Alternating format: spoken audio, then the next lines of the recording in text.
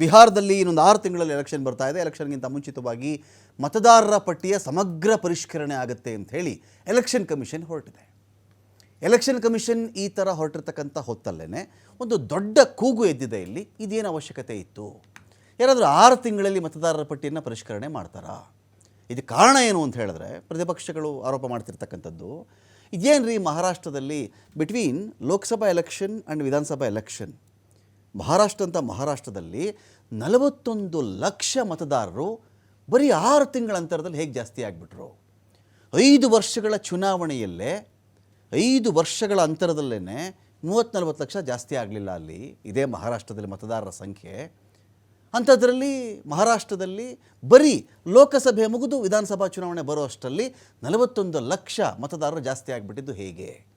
ಇನ್ನೂ ಒಂದು ಅದ್ಭುತ ಇದೆ ಮಹಾರಾಷ್ಟ್ರದ ವಿಚಾರಕ್ಕೆ ಸಂಬಂಧಪಟ್ಟಂತೆ. ಅಲ್ಲಿರೋ ವಯಸ್ಕರಿಗಿಂತ, ಅಂದರೆ ಯಾರಿಗೆಲ್ಲ 18 ವರ್ಷ ತುಂಬಿದೆಯೋ ಅವರಿಗಿಂತ ಮತದಾರರ ಸಂಖ್ಯೆನೇ ಜಾಸ್ತಿ ಇದೆ ಅಲ್ಲಿ ಅಂತ ಮಹಾರಾಷ್ಟ್ರದ ವಿಚಾರದಲ್ಲಿ ಆಗಿರೋದು. ಹೀಗಾದಾಗ ಬಿಹಾರದಲ್ಲಿ ಒಂದು ಡಿಲೀಷನ್ ಪ್ರಾಸೆಸ್ಗೆ ಇವರು ಚಾಲನೆ ಕೊಡ್ತಾ ಇದ್ದಾರೆ. ಅನೇಕ ಮತದಾರರು ಸಪೋಸ್ ಪ್ರತಿಪಕ್ಷಗಳಿಗೆ ವೋಟ್ ಮಾಡುವಂಥ ಕೆಲವು ಪಾಕೆಟ್ಗಳಿರ್ತವೆ, ಕೆಲವು ಬೆಲ್ಟ್ಗಳಿರ್ತವೆ, ಇಂಥ ಕಡೆ ಡಿಲೀಷನ್ ಮಾಡ್ತಾ ಇದ್ದಾರೆ ಇವರು. ಇದೊಂದು ಚುನಾವಣೆ ಮ್ಯಾಚ್ ಫಿಕ್ಸಿಂಗ್ ಅನ್ನೋ ಆರೋಪವನ್ನು ಮಹಾರಾಷ್ಟ್ರ ವಿಚಾರದಲ್ಲೂ ಮಾಡಿದರು. ರಾಹುಲ್ ಗಾಂಧಿ ಈ ವಿಚಾರದಲ್ಲೂ ಕೂಡ ತುಂಬ ಸೀರಿಯಸ್ ಆಗಿದ್ದಾರೆ. ಹಾಗಾದರೆ ಈ ಆರೋಪಗಳೆಲ್ಲ ನಿಜವಾ?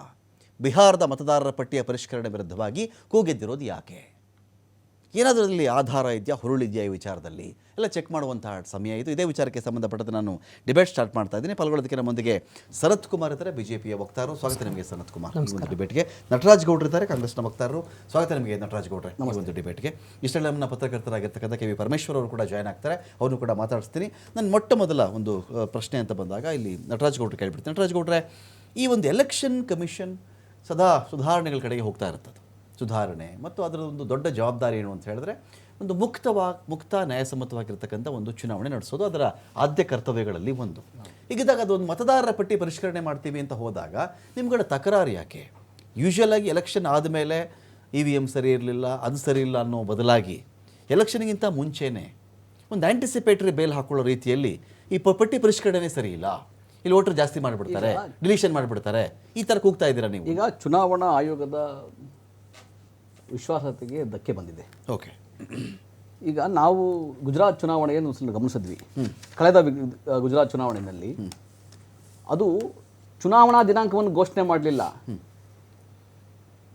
ಯಾವುದು ರಿಸಲ್ಟ್ ಬರುತ್ತೆ ಫಲಿತಾಂಶ ದಿನಾಂಕವನ್ನು ಘೋಷಣೆ ಮಾಡಿ ಚುನಾವಣಾ ದಿನವನ್ನು ಪೆಂಡಿಂಗ್ ಇಟ್ಟಿದ್ರು. ಯಾಕೆ ಅಂದರೆ ಚುನಾವಣಾ ದಿನಾಂಕದ ಇಲ್ಲದ ದಿನಗಳಿಗೆ ಮೋದಿಯವರು ಬಂದಲ್ಲಿ ಶಂಕುಸ್ಥಾಪನೆ ಮಾಡೋದಿತ್ತು. ಆವಾಗಲೇ ಅದರದ್ದು ವಿಶ್ವಾಸಾರ್ಹತೆ ಕಳ್ಕೊಂಡಿದೆ.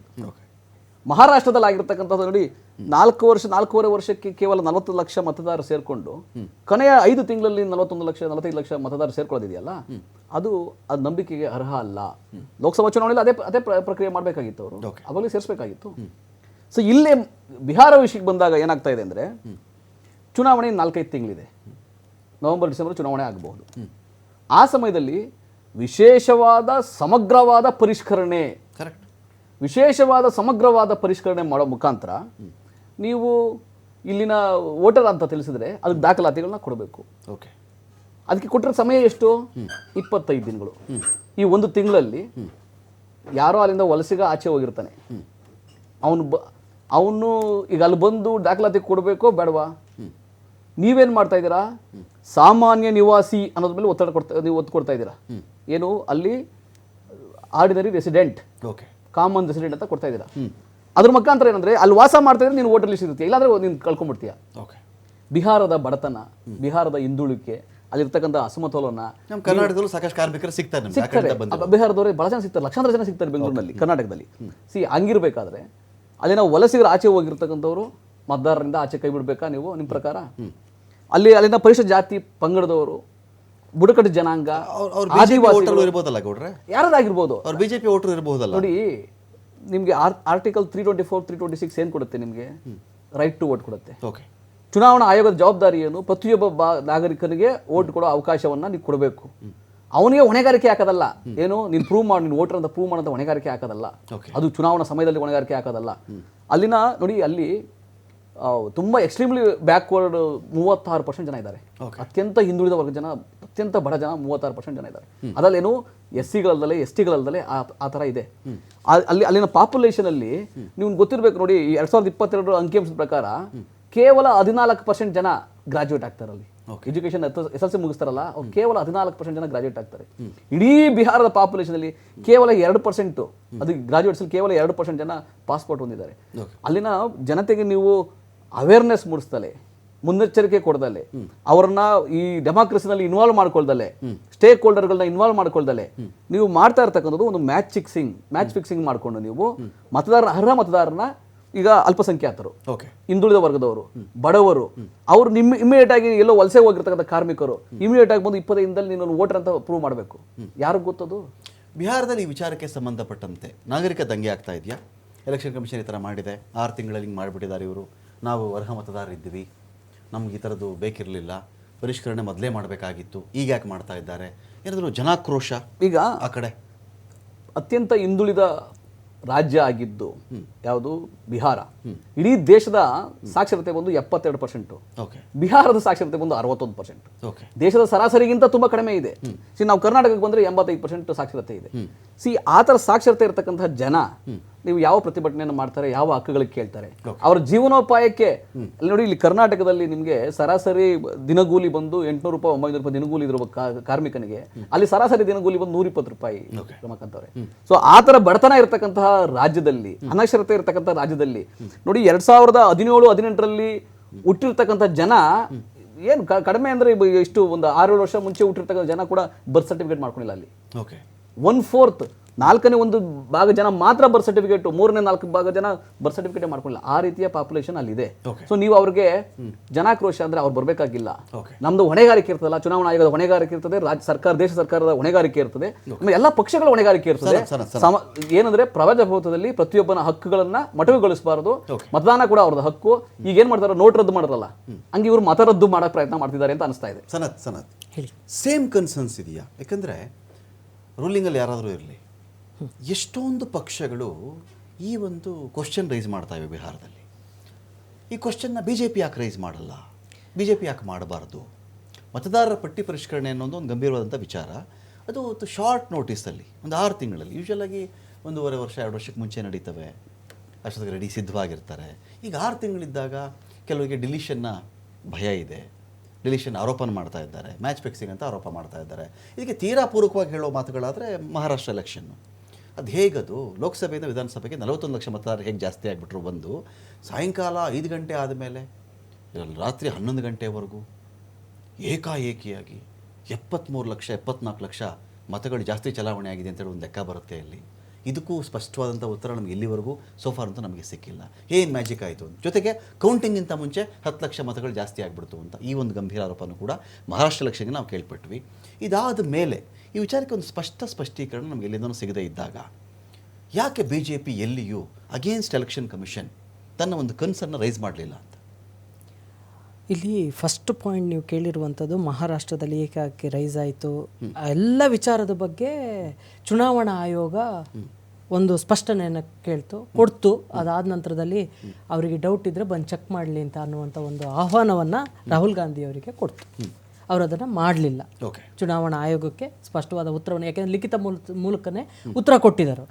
ಆಮೇಲೆ EVM ವಿಚಾರದಾಗಿ ಇವರು ಚುನಾವಣೆ ಪೂರ್ವದಲ್ಲಿ ಅದ್ರ ಮೇಲೆ ಹೇಳುವಂಥದ್ದು ಮಾಮೂಲಿ. ಆಮೇಲೆ ಇವರೇನೋ ಸಾಕ್ಷರತೆ ಇಲ್ಲ, ಅನಕ್ಷರಸ್ಥ ಜಾಸ್ತಿ.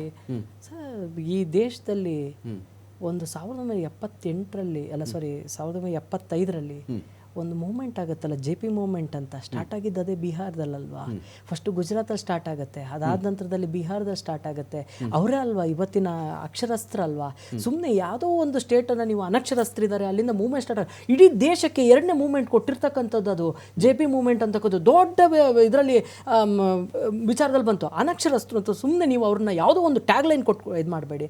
ಆಮೇಲೆ ಬಡತನದ ಬಗ್ಗೆ ಮಾತಾಡ್ತಾ ಇದ್ರು. ತುಂಬ ಖುಷಿಯಾಗುತ್ತೆ ಅವ್ರಿಗೆ ಬಡತನದ ಬಗ್ಗೆ. ಗರೀಬಿ ಹಟಾವೋ ಅಂತ ಯಾವ ರೀತಿ ಮಾಡಿದ್ರು. ಆಮೇಲೆ ಇನ್ನೊಂದು, ನೀವು ಚುನಾವಣಾ ಪಾರದರ್ಶಕತೆ ವಿಚಾರದಲ್ಲಿ ನೀವು ಕೇಳಿದ್ರೆ, ಚುನಾವಣಾ ಪಾರದರ್ಶಕತೆಯನ್ನು ಯಾರು ಹಾಳು ಮಾಡಿದ್ರು ಅನ್ನೋದು ದೇಶಕ್ಕೆ ಗೊತ್ತಲ್ವಾ? 1971ರಲ್ಲಿ ಏನಾಯಿತು, 72ರಲ್ಲಿ ಏನಾಯಿತು ಅನ್ನೋವಂಥದ್ದು ಗೊತ್ತಿದೆ ಅಲ್ವಾ? ಅದಾದ ನಂತರದಲ್ಲಿ ಅಲಹಾಬಾದ್ ಕೋರ್ಟ್ ಯಾರ ಮೇಲೆ ಇದನ್ನು ಕೊಡ್ತು, ಜಡ್ಜ್ಮೆಂಟ್ ಕೊಡ್ತು ಅನ್ನುವಂಥದ್ದು ಗೊತ್ತಿದೆ ಅಲ್ವಾ? ಅದಾದ ಮೇಲೆ ಇನ್ನೊಂದು ವಿಶ್ವಾಸಾರ್ಹತೆಗೆ ಕ್ವಶನ್ ಮಾಡಿದ್ರು, ವಿಶ್ವಾಸಾರ್ಹತೆ ಕಳ್ಕೊಳ್ತಾ ಇದೆ. ಹಾಗಾದರೆ ನೀವು ನವೀನ್ ಚಾವ್ಲಾನ ಹೇಗೆ ತಂದು ಕೂರಿಸಿದ್ರಿ 2005ರಲ್ಲಿ? ನವೀನ್ ಚಾವ್ಲಾನ ಇವರೇ ಅಲ್ವಾ ತಂದು ಕೂರಿಸಿರುವಂಥದ್ದು? ನವೀನ್ ಚಾವ್ಲಾ ಅವರ ಬಗ್ಗೆ Shah commission, justice Shah commission ಏನು ವರದಿ ಕೊಟ್ಟಿತ್ತು? ಶಾ ಕಮಿಷನ್ ಏನು ಹೇಳಿತ್ತು?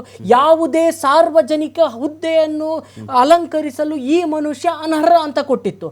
ಅಂಥವ್ರನ್ನ ತಂದು ಕೂರಿಸ್ಕೊಂಡ್ರಿ, ವಿಶ್ವಾಸಾರ್ಹತೆ ಎಲ್ಲಿ ಬರುತ್ತೆ? ಆಮೇಲೆ ಇನ್ನೊಂದು ಹೇಳಿದ್ರು, ಎಲೆಕ್ಷನ್ ಕಮಿಷನ್ನಿನ ವಿಚಾರದಲ್ಲಿ ಇವರು ಮಾತಾಡುವಂಥದ್ದು ಲಾಸ್ಟ್ ಟೈಮು ಯಾವಾಗ 2014ರಲ್ಲಿ ಮೋದಿ ಗೌರ್ಮೆಂಟ್ ಬಂತು, ಅದಾದ ನಂತರದಲ್ಲಿ ಪ್ರಮುಖವಾದ ವಿರೋಧ ಪಕ್ಷ ಇಲ್ಲದೇ ಇದ್ದಂಥ ಸಂದರ್ಭದಲ್ಲೂ ಸಮೇತ ಚುನಾವಣಾ ಆಯೋಗದ ಇವರೇನು ಚೀಫ್ ಚುನಾವಣಾ ಇವ್ರನ್ನ ಸೆಲೆಕ್ಷನ್ ಮಾಡಬೇಕಾದ್ರೆ ವಿರೋಧ ಪಕ್ಷವನ್ನು ಒಳಗೊಂಡು ಆಯ್ಕೆ ಮಾಡ್ತಾ ಇದ್ರು. ಆಮೇಲೆ ಎಲ್ಲ ಕಡೆಯಲ್ಲೂ ಅಷ್ಟೇ ಬೂತಿಂಗ್ ಪೋಲ್ ಏಜೆಂಟ್ಗಳಂತ ಇರ್ತಾರೆ. ಪ್ರತಿಯೊಂದು ಚುನಾವಣಾ ಪ್ರಕ್ರಿಯೆ ನಡೆಯುವಂಥ ಸಂದರ್ಭದಲ್ಲೂ ಇವೆಲ್ಲ ಇರ್ತವೆ. ಮುಖ್ಯ ನ್ಯಾಯಮೂರ್ತಿನ ಆಚೆ ಇಟ್ಬಿಟ್ರೆ ಎಲೆಕ್ಷನ್ ಕಮಿಷನ್ ನೇಮಕ ಮಾಡೋ ವಿಚಾರ ನೋಡಿ, ಒಂದು ಸುಪ್ರೀಂ ಕೋರ್ಟ್ ಮುಖ್ಯ ನ್ಯಾಯಮೂರ್ತಿಗಳೇ ಚುನಾವಣಾ ಆಯೋಗದ ಮುಖ್ಯಸ್ಥರನ್ನ ನೇಮಕ ಮಾಡುವಂತ ಸಮಿತಿಲೇ ಇರಬಾರ್ದು ಅಂತ ಹೇಳಿಬಿಟ್ರಲ್ಲ, ಎಷ್ಟು ಮಡ್ಗ ಸರಿ? ಅಲ್ಲ, ಇಲ್ಲಿ ಜಸ್ಟಿಫೈ ದಟ್? ಅಲ್ಲಲ್ಲ, ಒಂದು ಏನ್ ಗೊತ್ತಾ, ಪಾರದರ್ಶಕ ಸುಪ್ರೀಂ ಕೋರ್ಟ್ ಮುಖ್ಯ ನ್ಯಾಯಮೂರ್ತಿ ಈ ದೇಶಕ್ಕೆ ಒಂದು ನ್ಯಾಯಾಂಗದ ವಿಚಾರದಲ್ಲಿ ಉತ್ಕೃಷ್ಟ ಅಂತ ನಾವು ಭಾವಿಸೋಣ. ಅಂತ ಮನುಷ್ಯ ದೇಶದ ಎಲೆಕ್ಷನ್ ಕಮಿಷನರ್ನ ನೇಮಕ ಮಾಡೋ ವಿಚಾರದಲ್ಲಿ ಬೇಡ ಅಂತ ಹೇಳಿ ನಿರ್ಧಾರ ಮಾಡೋದು ಯಾಕೆ? ಇಲ್ಲಿ ಒಂದು ಎಲೆಕ್ಷನ್ ಕಮಿಷನ್ ನ್ಯೂಟ್ರಲ್ ಬಾಡಿ ಬೇಡವಾ? ಎಲೆಕ್ಷನ್ ಕಮಿಷನ್ ವಿಚಾರದಲ್ಲಿ ಈಗ ಅದಕ್ಕೆ ಯಾರ್ಯಾರು ಇರಬೇಕು ಕಮಿಟಿಯಲ್ಲಿ ಅಂತಕ್ಕಂಥದ್ದು ಒಂದು ಸ್ಪಷ್ಟವಾದ ಅದಕ್ಕಿಂತ ಮುಂಚೆ ಇವ್ರು ಏನೇನ್ ಮಾಡ್ಕೊಂಡ್ ಬಂದಿದ್ದಾರೆ ಅನ್ನುವಂಥದ್ದು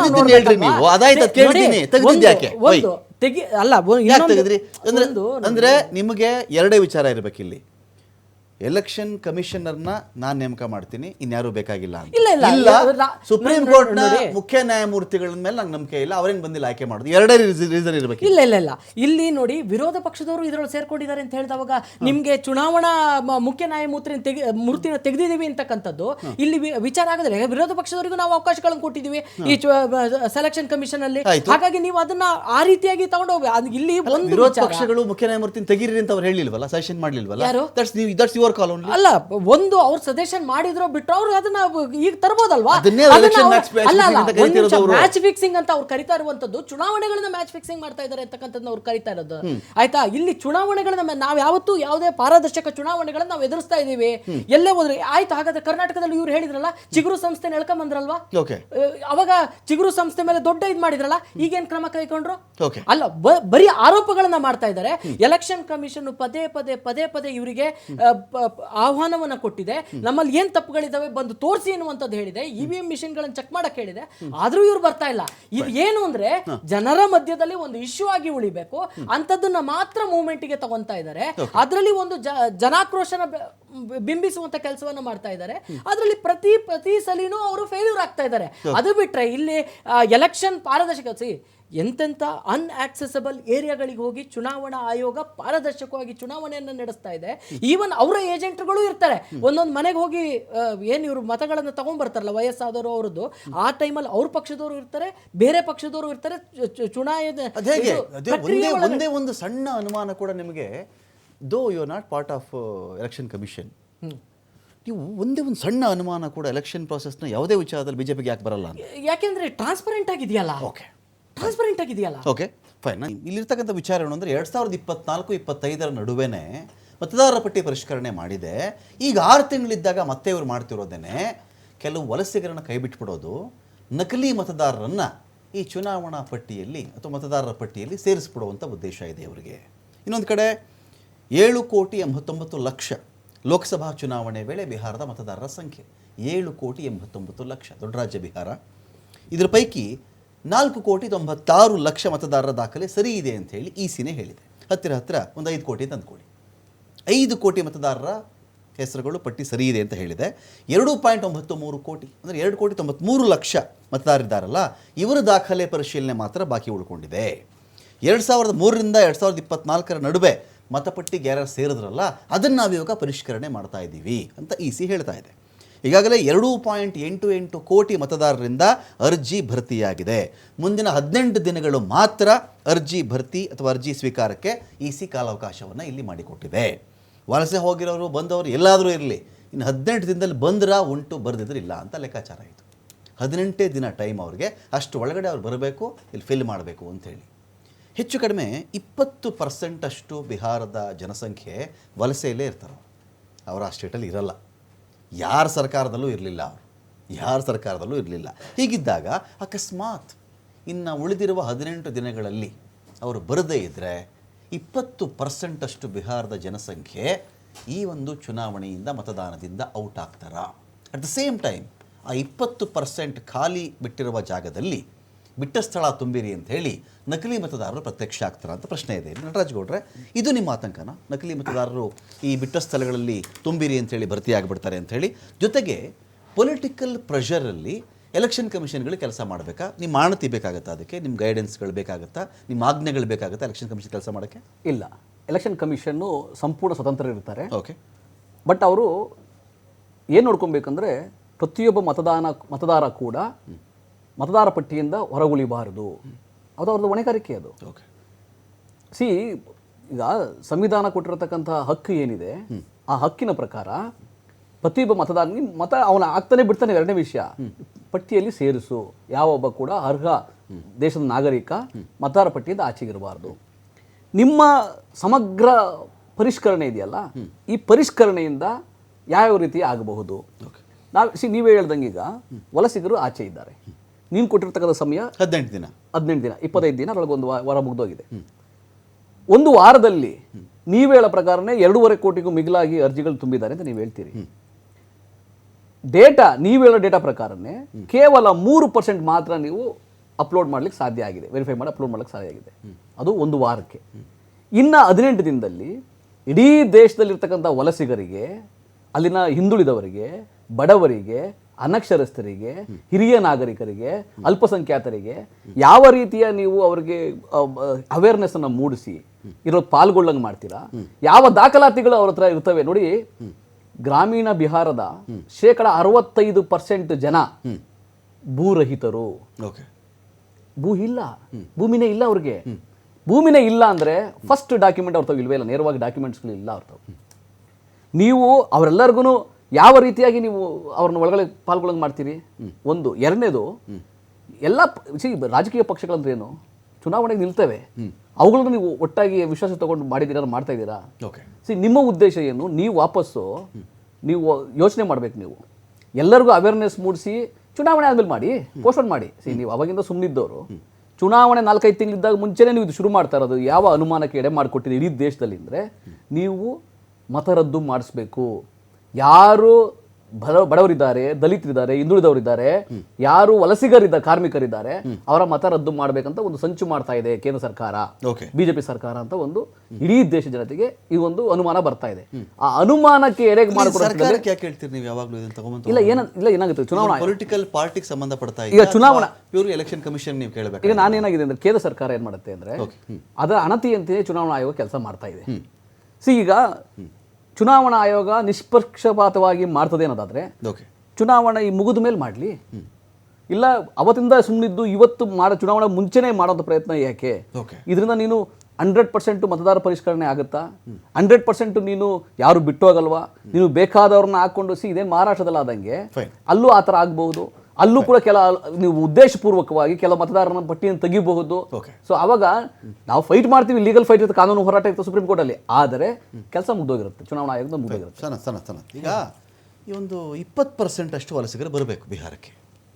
BJP ಟ್ರೈನು, ಬಸ್ಸು, ವಿಮಾನ, ಯಾವ್ದಾದ್ರು 2 ವೀಲರ್ಗಳು ಅರೇಂಜ್ ಮಾಡಿಕೊಡ್ತಾ ಇದ್ದೀರಾ? ಆರ್ ಎಲೆಕ್ಷನ್ ಕಮಿಷನ್ನು ಇಂತಹ ವಲಸಿಗ ಮತದಾರರಿಗೆ ಅವಕಾಶ ಕೊಟ್ಟು, ಕಾರಣ ಒಂದು 6 ತಿಂಗಳು, ವರ್ಷನೋ ಒಂದು 2 ವರ್ಷ ಇದೆಯಪ್ಪ, ಯಾವಾಗೋ ಬನ್ನಿ, ನೀವು ಬಂದು ರಿಜಿಸ್ಟರ್ ಮಾಡಿಸ್ಕೊಳ್ಳಿ. ಬಿಟ್ವೀನ್ ಎಲೆಕ್ಷನ್ಸ್, ನಟರಾಜ್ ಗೌಡ ಅದನ್ನು ಬಿಟ್ವೀನ್ ದ ಎಲೆಕ್ಷನ್ಸ್, ಒಂದು ಎಲೆಕ್ಷನ್ ಮುಗಿದು ರಿಸಲ್ಟ್ ಬಂದಿದೆ ಅಂದಾಗ ಪರಿಷ್ಕರಣೆಗೆ ಒಂದು ಹಾಕೊಳ್ರಪ್ಪ ಅಂತ ಬಂದಾಗ ಜನಗಳಿಗೆ ಚಾನ್ಸ್ ಇರುತ್ತೆ. ಯಾವುದೋ ಹಬ್ಬಕ್ಕೆ ಬಂದಿರ್ತಾರೆ, ಒಂದು ಹಬ್ಬ ಆಚರಣೆ ಮಾಡ್ಕೊಂಡು ವಾಪಸ್ ಬರ್ತಾರೆ ಊರಿಗೆ. ವರ್ಷದಲ್ಲಿ ಒಮ್ಮೆನೋ ಈ ಕರ್ನಾಟಕದಲ್ಲೂ ಹೋಗ್ತಾರೆ, ಒಂದು ಊರಲ್ಲಿ ದೊಡ್ಡ ಹಬ್ಬ ಇದೆ ಸ್ವಾಮಿ, ಒಂದು ವಾರ ರಜೆ ಹಾಕ್ಬಿಟ್ಟು ನಾನು ಹೋಗ್ತಾ ಇದ್ದೀನಿ ಅಂತ ಹೋಗ್ತಾರೆ. ಅಂಥ ಟೈಮ್ ಇದ್ದಾಗ ಪರಿಷ್ಕರಣೆಗೋ ಮತ್ತು ಅಡಿಷನ್ಗೋ ಡಿಲಿಷನ್ಗೋ ಒಂದು ಅವಕಾಶ ಇರುತ್ತೆ. ಸತ್ತೋದ್ರು ಡಿಲಿಷನ್ ಆಗ್ತಾರೆ. ಈಗ ಕೇಂದ್ರ ಸರ್ಕಾರವಾಗಲಿ ಚುನಾವಣಾ ಆಯೋಗವಾಗಲಿ ಉಳಿದಿರುವ 18 ದಿನಗಳಲ್ಲಿ ಬಿಹಾರದ 20% ವಲಸಿಗರಿಗೆ ಏನು ವ್ಯವಸ್ಥೆ ಮಾಡಿಕೊಟ್ಟು ನೀವು ಅವರಿಗೆ ಮತದಾರರ ಪಟ್ಟಿ ಪರಿಷ್ಕರಣೆಗೆ ನೆರವಾಗ್ತಾ ಇದ್ದೀರಿ? ಒಂದು ವಿಚಾರ ಅದು ಮಾಡದೇ ಇದ್ದರೆ ಬಿಹಾರದಲ್ಲಿ ಆಗೋದು ಅನ್ಯಾಯ ಅಂತ ಅಲ್ಲ, 2003ರಲ್ಲಿ ಚುನಾವಣಾ ಏನು ಸಮಗ್ರ ಪರಿಷ್ಕರಣೆ ಆಗಿರ್ತಕ್ಕಂಥದ್ದು, ಅದಾದ ನಂತರದಲ್ಲಿ ಆಲ್ಮೋಸ್ಟ್ ಇಲ್ಲಿವರೆಗೂ 22 ವರ್ಷ ಕಳೆದೋಗಿದೆ. ಒಂದು. ಎರಡನೇದು, ಈಗ ಬಿಹಾರದಿಂದ ವಲಸೆ ಬಂದಿದ್ದಾರೆ, ವಲಸೆ ಕಾರ್ಮಿಕರಾಗಿ ಬೇರೆ ಬೇರೆ ರೀತಿಯಲ್ಲಿ ಬಿಹಾರದಿಂದ ಹೊರಗಡೆ ಬಂದಿದ್ದಾರೆ. ಈ ಬಿಹಾರದಿಂದ ಹೊರಗಡೆ ಬಂದಿರತಕ್ಕಂಥವ್ರು ನನಗೆ ನನ್ನ ಗಮನಕ್ಕೆ ಇರೋ ಹಾಗೆ ಅನೇಕ ಕಡೆಗಳಲ್ಲಿ ಸೆಟಲ್ಡ್ ಆಗಿದ್ದಾರೆ, ವೆಲ್ ಸೆಟಲ್ಡ್ ಆಗಿದ್ದಾರೆ. ಆಮೇಲೆ ಇನ್ನೊಂದು ಏನು ಗೊತ್ತಾ, ಅವರು ಚುನಾವಣಾ ಪ್ರಕ್ರಿಯೆ ಇಲ್ಲಿ ಏನು ನಡೀತಾ ಇದೆಯಲ್ಲ, ಅಥವಾ ಇಲ್ಲಿ ವೋಟರ್ ID ಇದೆಯಲ್ಲ ಅದರೊಳಗೂ ಸೇರ್ಕೊಂಡಿದ್ದಾರೆ, ಅವರು ಮತದಾರರ ಪಟ್ಟಿ ಒಳಗೂ ಸೇರ್ಕೊಂಡಿದ್ದಾರೆ ಕೆಲವೊಂದವರು. ಇದು ನಮಗೆ ಈಗ ಇನ್ನೊಂದು, ನಾನು ಚುನಾವಣಾ ಗೊತ್ತಿಲ್ಲ ಅದು ಎಷ್ಟು ಏನು ಅನ್ನೋ ಚುನಾವಣಾ ಆಯೋಗಗಳೇ ಸ್ಪಷ್ಟಪಡಿಸ್ಬೇಕು. ಅಷ್ಟು ನನಗೆ ಮಾಹಿತಿ ಅಲ್ಲಲ್ಲ, ಒಂದು ನಿಮಿಷ, ಅಲ್ಲ ಹೊರಗಡೆ ದೇಶದಿಂದ ಹೊರಗಡೆ ಬಿಟ್ಟೋಗಿರ್ತಕ್ಕಂಥದ್ದು ಬೇರೆ, ದೇಶದ ಒಳಗಡೆನೆ ಬೇರೆ ಬೇರೆ ಭಾಗಗಳಲ್ಲಿ ಸ್ಪ್ರೆಡ್ ಆಗಿರ್ತಕ್ಕಂಥದ್ದು. ಯಾಕೆಂದ್ರೆ ಕರೋನಾ ಅನ್ನುವಂಥ ಸಂದರ್ಭದಲ್ಲಿ ತುಂಬಾ ಜನ ವಾಪಸ್ ಹೋದ್ರು, ಬಿಹಾರಕ್ಕಿರ್ಬೋದು, ಟ್ರೈನಲ್ಲೂ ದುರಂತಗಳಾದವು, ನಿಮ್ಗೆ ಗೊತ್ತಿದೆ ಅದು ಯಾವ ರೀತಿಯಾಗಿ ಆಯ್ತು ಅಂತ. ಇನ್ನೂ ಕೆಲವರು ಏನು ಗೊತ್ತಾ, ಆ ಸಂಘಟಿತ ವಲಯಗಳಲ್ಲಿ ಯಾರ್ಯಾರು ಸೆಟ್ಲ್ ಆಗಿದಾರಲ್ಲ ಅವರು ಹೊರಗಡೆ ಹೋಗ್ತಾ ಇಲ್ಲ. ಈ IT ಸೆಕ್ಟರ್ಲೆಲ್ಲ ಬಂದು ಸೇರ್ಕೊಂಡಿದಾರಲ್ಲ, they are settling here permanently. ಇದು ಒಂದು. ಎರಡನೇದು ಏನು ಗೊತ್ತಾ, ಇವರು ಒಂದು ಕಡೆ ಹೇಳಿದ್ರು ಚುನಾವಣಾ ಆಯೋಗ ಸ್ಟ್ಯಾಂಡ್ ಅಲೋನ್ ಬಾಡಿ ಅಂತಕ್ಕಂಥದ್ದು, ಇನ್ನೊಂದು ಕಡೆ ಹೇಳಿದ್ರು ಕೇಂದ್ರ ಸರ್ಕಾರ ಅವ್ರ ಮೇಲೆ ಒತ್ತಡವನ್ನು ಹೇಳ್ತಾರೆ, ಅವ್ರ ಸ್ಟ್ಯಾಂಡ್ ಅದು ಕ್ಲಿಯರ್ ಆಗಿರ್ಬೇಕು, ಯಾವುದು ಏನು ಎತ್ತ ಅಂತ. ಅವ್ರು ಅದನ್ನ ಅವರೇ ಗೊಂದಲದಲ್ಲಿದ್ದಾರೆ ಉತ್ತರ ಕೊಡ್ಬೇಕಾದ್ರೆ. ಆಮೇಲೆ ಇನ್ನೊಂದು, ಚುನಾವಣಾ ಆಯೋಗದ ವೆಬ್ಸೈಟಿನ ಬಗ್ಗೆ ನಾನು ಒಂದೆರಡು ಮಾತಾಡ್ಬೇಕು. ಯಾಕೆ ಅಂತ ಹೇಳಿದ್ರೆ, ಈ ಚುನಾವಣಾ ಆಯೋಗದ ವೆಬ್ಸೈಟ್ ಇದೆಯಲ್ಲ, ನಾನು ಇದೇ 2-3 ವರ್ಷದ ಹಿಂದೆ ನಮ್ಮ ರಿಲೇಷನ್ಸ್ ಯಾರೋ ಒಂದು ಆ್ಯಡ್ ಮಾಡಕ್ಕೆ ಹೋದಾಗ ಹೆಚ್ಚು ಕಮ್ಮಿ 1.5 ತಿಂಗಳು ತಗೊಂತು. ಅದು ನೋಡಲ್ ಆಫೀಸರಿಗೆ ಹೋಗುತ್ತೆ, ಅಲ್ಲಿ ವೆರಿಫೈ ಆಗುತ್ತೆ, ಫಿಸಿಕಲ್ ವೆರಿಫಿಕೇಶನ್ ಆಗುತ್ತೆ, ಅವ್ರು ಅಪ್ರೂವಲ್ ಕೊಟ್ಟಾದ್ಮೇಲೆ ಅವ್ರನ್ನ ಸೇರಿಸ್ಕೊಂಡಾದ್ಮೇಲೆ ID ಕಾರ್ಡ್ ಜನರೇಟ್ ಆಗ್ತಾ ಇತ್ತು, ಇದು ಏನು ಸಾಫ್ಟ್ ಕಾಪಿ ಜನರೇಟ್ ಆಗ್ತಾ ಇತ್ತು. ಇವಾಗ ಎಷ್ಟು ಸ್ಪೀಡಪ್ ಆಗಿದೆ ಅದೇ ಪರ್ಟಿಕ್ಯುಲರ್ ಚುನಾವಣಾ ಆಯೋಗದ್ದು ಅಂತ ಹೇಳಿದ್ರೆ, ನಾನು ಐ ಆಮ್ ಸ್ಪೀಕಿಂಗ್ ಅಬೌಟ್ ಒಂದು 4-5 ಇಯರ್ಸ್ ಬ್ಯಾಕ್. ಮತ್ತೆ ಈಗಿಂದು ನೀವು ಅಪ್ಲೈ ಮಾಡಿದ 5ರಿಂದ 10 ದಿನದೊಳಗೆ ಇದೆಲ್ಲ ಪ್ರೋಸೆಸ್ ಕಂಪ್ಲೀಟ್ ಆಗ್ತಾ ಇದ್ದಾವೆ. ಅಂದರೆ ಈ ಪರ್ಟಿಕ್ಯುಲರ್ ಡಿಜಿಟಲ್ ಏನು ಟೆಕ್ನಾಲಜಿ ಇದೆಯಲ್ಲ, ಆ ತಂತ್ರಜ್ಞಾನವನ್ನು ಇದರಲ್ಲಿ ಹಾಕ್ತಾ ಇದ್ದಾರೆ. ವೆರಿಫಿಕೇಶನ್, ಫಿಸಿಕಲ್ ವೆರಿಫಿಕೇಶನ್ ಅವನಿಗೆ ಡೆಡ್ ಲೈನ್ ಕೊಟ್ಟಿದ್ದಾರೆ, 2-3 ದಿನದಲ್ಲಿ ಮಾಡ್ಬೋದು, 100% ಮಾಡ್ಬೋದು, ಯಾರು ಬೇಕಾದ್ರೂ ಮಾಡ್ಬೋದು. ಯಾಕೆಂದ್ರೆ ಆನ್ಲೈನ್ ಆಗುತ್ತೆ. ವಲಸಿಗ ಅನ್ನೋ ಒಂದು ವಿಚಾರವೇ ಒಂದು ಅನಕ್ಷರತೆ ಇರಬೇಕು, ಇಲ್ಲ ಕೂಲಿ ಕಾರ್ಮಿಕ ಇರಬೇಕು, ದೊಡ್ಡ ಮಟ್ಟದಲ್ಲಿ ನಾನು ಹೇಳ್ತಾ ಇರೋದು. 1%, 2% ಅದಕ್ಕೆ ಎಕ್ಸ್ಕ್ಯೂಸ್ ಇರುತ್ತೆ ಅದಕ್ಕೆ. ಸೊ ಇಂಥ ಜನಗಳು ಹೋಗಿ ಅವ್ನ ದಿನಗೂಲಿ ಬಿಟ್ಟುಬಿಟ್ಟು, ಅವ್ನ ದಿನನಿತ್ಯದ ಜೀವನ ಬಿಟ್ಟುಬಿಟ್ಟು ಯಾವುದೋ ಒಂದು ವೆಬ್ಸೈಟ್ ಹತ್ರಕ್ಕೆ ಹೋಗಿ ಇದೆಲ್ಲ ಮಾಡಿಸ್ತಾನೆ ಅಂತ ನಿಮ್ಗೆ ಅನಿಸ್ತಾ ಇದೆ? ಅಲ್ಲ, ಈಗ ನಿಮ್ದು ಆಶಾವಾದ ಇಲ್ಲ? ವಲಸೆ ಕಾರ್ಮಿಕರು ಅಂತ ಹೇಳಿದ್ರೆ ಸರ್, ಈಗ ನೀವು ಇನ್ನೂ ಒಂದು ಹೇಳಬೇಕು, ಈಗ ಅನಕ್ಷರಸ್ಥರು ಅಂದ್ರೆ ಯಾರು ಅಂತ ಹೇಳಿದ್ರೆ, ಈ ಮೊಬೈಲ್ ಯೂಸ್ ಮಾಡಕ್ ಬರಲ್ಲ, ಅವನು ಅನಕ್ಷರಸ್ಥ ಆಗೋಗಿದ್ದಾನೆ ಅಂತ ಪರಿಸ್ಥಿತಿ ಇದೆ. ಈಗ ನೀವು ಯಾರಿಗೆ ಒಂದು ಮೊಬೈಲ್ ಕೊಟ್ಟು ನೋಡಿ, ಅವ್ರು ಅದ್ರಲ್ಲಿ ಏನಿದೆ ಏನಿಲ್ಲ ಅನ್ನುವಂಥದ್ದು ಹೇಳ್ತಾರೆ. ಅದ್ರಲ್ಲಿ ಕನ್ನಡ ಇದೆಯೋ, ಇಂಗ್ಲೀಷ್ ಇದೆಯೋ, ಹಿಂದಿ ಇದೆಯೋ ಅವ್ರು ನೋಡಲ್ಲ. ಅವರು ಅದನ್ನ ಆಪರೇಟ್ ಮಾಡುವಂಥದ್ದು ಒಂದು ಕಲೆನ ಕಲ್ತ್ಕೊಂಡಿದ್ದಾರೆ. ಆದ್ರೆ ಎಲ್ಲೋ ಒಂದ್ ಕಡೆ ಸ್ವಲ್ಪ ನಾವು ಬೂಸ್ಟಪ್ ಮಾಡೋದು ಅಥವಾ ಯಾರೋ ಒಂದು ಸಹಕಾರ ಕೊಡೋದ್ರಿಂದ, ಹೇಳ್ಕೊಡೋದ್ರಿಂದ ಕಲಿಯುವಂಥದ್ದು ಇದೆ. ನಾವು ಯಾಕೆ ಅಂತ ಹೇಳಿದ್ರೆ, ಹಿಂದಿನ ಕಾಲದಲ್ಲಿ ನಾವು ಮೊಬೈಲನ್ನೇ ಯೂಸ್ ಮಾಡಕ್ ಬರ್ತಾ ಇರಲಿಲ್ಲ, ಅವ್ರನ್ನ ನಾವು ಮೊಬೈಲ್ ಅಲ್ಲ ಬರೆಯಕ್ ಬರ್ತಾ ಇರಲಿಲ್ಲ, ಅವ್ರನ್ನ ಅನಕ್ಷರಸ್ತಿದ್ವಿ. ಇವತ್ತಿನ ಪರಿಸ್ಥಿತಿ ಏನಾಗಿದೆ ಅಂತ ಹೇಳಿದ್ರೆ, ಮೊಬೈಲ್ ಯೂಸ್ ಮಾಡಕ್ ಬರ್ತಾರೆ, ಯಾರ ಹತ್ರ ಸ್ಮಾರ್ಟ್ ಫೋನ್ ಇಲ್ಲ ನೀವು ಹೇಳಿ ನೋಡೋಣ. ಯಾರು ಇನ್ನೂ ಕೀಪ್ಯಾಡ್ ಮೊಬೈಲ್ ಇಟ್ಕೊಂಡು ಯೂಸ್ ಮಾಡ್ತಾರೆ? ಏನೋ ಒಂದು 10% ಇರ್ಬೋದು, 15% ಇರ್ಬೋದು. ಆದ್ರೆ ಆ 10-15% ಅವ್ರು ಅಲ್ಲೇ ಇದ್ದಾರೆ, ಹೇಳಕ್ ಬರಲ್ಲ. ಯಾಕೆಂದ್ರೆ ಇನ್ನೊಂದೇನು ಗೊತ್ತಾ, ನನ್ನ ಅನಿಸಿಕೆ ಪ್ರಕಾರ ಹೇಳೋದಾದ್ರೆ 2 ವಿಚಾರಗಳು ಇಲ್ಲಿ ಕ್ಲಿಯರ್ ಆಗಿರ್ಬೇಕು. ಒಂದು, ಮೊಬೈಲ್ ನಂಬರ್ ಕಂಪಲ್ಸರಿ ಈಗ ರಿಜಿಸ್ಟ್ರೇಷನ್ಗೆ OTP ಬರುತ್ತೆ ಅದಕ್ಕೆ. ಆಮೇಲೆ ಆಧಾರ್ ಕಾರ್ಡ್ ಇಸ್ ಕಂಪಲ್ಸರಿ ಮಾಡಿದ್ದಾನೆ, ಅಲ್ಲಿ ಒಳಗಡೆ ಹಾಕೋಷ್ಟೊತ್ತಿಗೆ Aadhaar number is compulsory, card is not compulsory. ಅವೆರಡನ್ನು ಹಾಕಿದವಾಗ ನೀವು ಬೇರೆ ಕಡೆ ಹಾಕಿದ್ದರೆ, ಬೇರೆ ಕಡೆ ಇದ್ರೆ ಅದು ಕಿತ್ಕೊಂಡು ಹೋಗುತ್ತೆ. ಆ ಪರಿಷ್ಕರಣೆ ಮಾಡಬೇಕಾದ್ರೆ ಒಂದು ಸತಿ, ಈಗ ಅದನ್ನೇ ಹೇಳ್ತಾ ಇರುವಂತದ್ದು, 2003ರಲ್ಲಿ ಈ ಟೆಕ್ನಾಲಜಿಗಳಿರ್ಲಿಲ್ಲ. ಇವತ್ತೇನಾಗಿದೆ, ನೀವು ಆಧಾರ್ ಏನು ಬಂತಲ್ಲ, ಇವರೇ ತಂದಿರ್ತಕ್ಕಂಥದ್ದು, ನಾವು ತಂದಿದ್ದಲ್ಲ. ಆಧಾರ್ ಅಂತಕ್ಕಂಥದ್ದು ಇವರೇ ತಂದಿರೋದು. ಇಂಪ್ಲಿಮೆಂಟೇಷನ್ ನಾವು ಮಾಡಿದ್ವಿ, ಈಗ ಎಲ್ಲದಕ್ಕೂ ಆಧಾರ್ನ ಫಿಂಗರ್ ಪ್ರಿಂಟ್ ನ ತಗೊಂಡು ನೀವು ಮಾಡ್ತಾ ಇದ್ದೀರಾ. ಹಾಗಾಗಿ ಎಲ್ಲೋ ಒಂದ್ ಕಡೆ ಮೊದಲು ಮಾಡಿದ್ವಿ, ನಾವು ಅದನ್ನ ಇಂಪ್ಲಿಮೆಂಟ್ ಮಾಡಿದ್ವಿ. ಅಂದ್ರೆ ಇದೀಗ ನಮ್ಮೊಂದಿಗೆ ಪತ್ರಕರ್ತರಾದ KV ಪರಮೇಶ್ವರ್ ಅವರು ಸಂಪರ್ಕದಲ್ಲಿದ್ದಾರೆ, ಮಾತಾಡ್ತೀನಿ ಅವನ್ನ. ಪರಮೇಶ್ವರ್ ಸರ್ ನಮಸ್ಕಾರ, ಸ್ವಾಗತ ನಿಮಗೆ ಒಂದು ಡಿಬೇಟ್ಗೆ.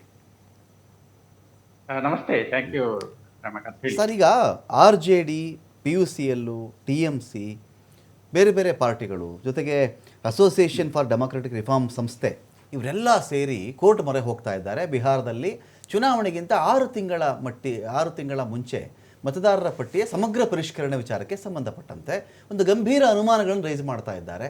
ಹೋದ ವರ್ಷನೇ ಎಲ್ಲ ಮಾಡಿದ್ದಾರೆ, ಮತ್ತೆ ಏನಕ್ಕೆ ಮಾಡ್ತಾ ಇದ್ದಾರೆ? ಮೂಲ ನಿವಾಸಿಗಳು, ವಲಸಿಗರು, ಆದಿವಾಸಿಗಳು ಇಂಥವ್ರೆಲ್ಲರನ್ನೂ ಡಿಲೀಷನ್ ಕಡೆಗೆ ಗಮನ ಕೊಟ್ಟು ಚುನಾವಣಾ ಆಯೋಗ ಇಂಥ ಒಂದು ಕೆಲಸಕ್ಕೆ ಮುಂದಾಗಿದ್ದಾರೆ ಅಂಥೇಳಿ.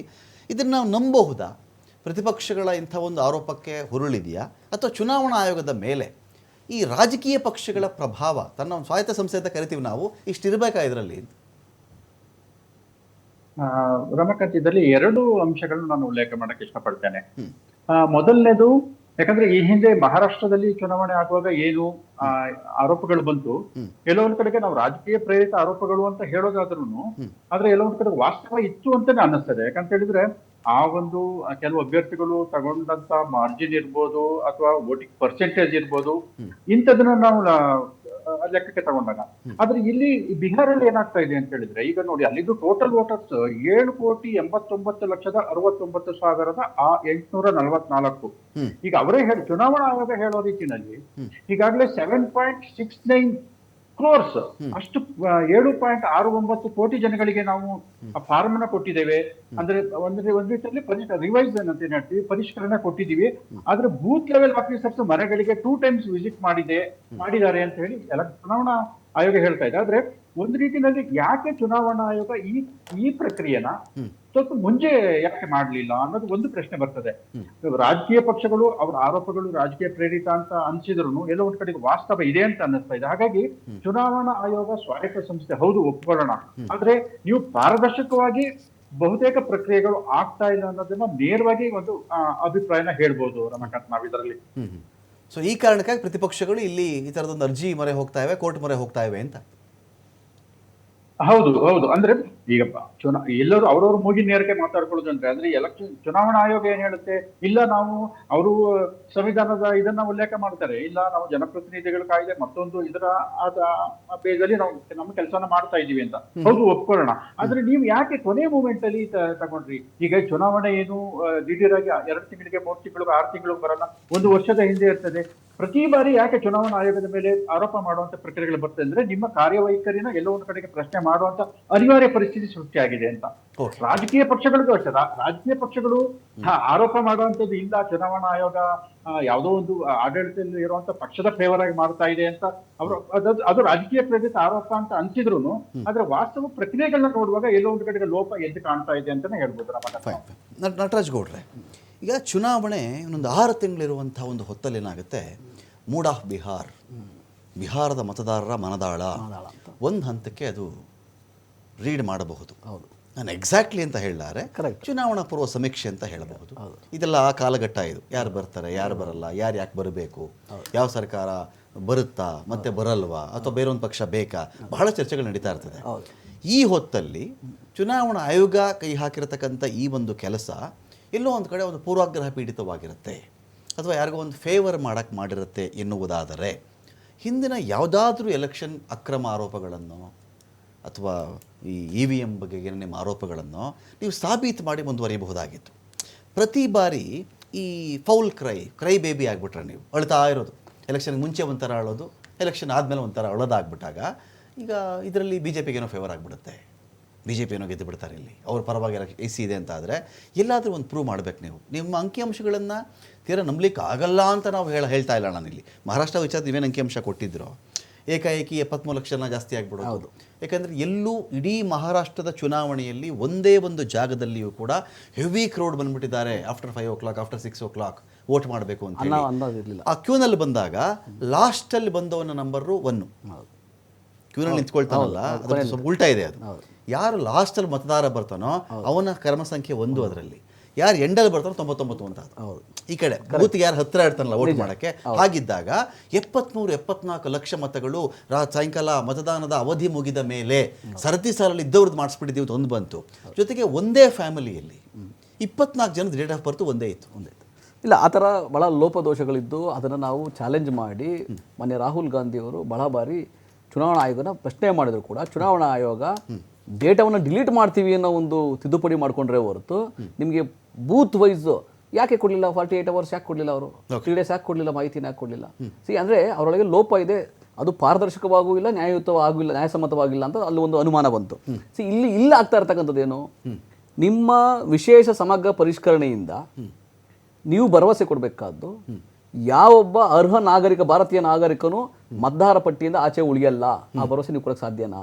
ಓಕೆ, ನೀವು ಕೊಟ್ಟಿರ್ತಕ್ಕಂಥ ಕಾಲಾವಧಿ ದೇಶದಿಂದ ತುಂಬಾ ಕಡಿಮೆ ಸಮಯ ಇದೆ, ಇದು ಅನುಮಾನಕ್ಕೆ ಎಡೆ ಮಾಡಿಕೊಟ್ಟಿದೆ. ಮೊಬೈಲಲ್ಲೇ ಒಂದು 5 ಸೆಕೆಂಡ್ ನಾನು ನಿಮ್ಗೆ ಹೇಳಿದೆ ನೋಡಿ, ಮೊಬೈಲ್ ಅಕ್ಷರಸ್ಥರು ಜಾಸ್ತಿ ಇದ್ದಾರೆ. ನಾನೊಂದು ಮಾತು ಹೇಳ್ತೀನಿ ರಮಾಕಾಂತ್, ಯಾವ ಮೊಬೈಲ್ ಅಕ್ಷರಸ್ಥಿದ್ರು ಇದು ಮೊಬೈಲಿಂದ ನಡೆಯುವಂಥದ್ದಲ್ಲ.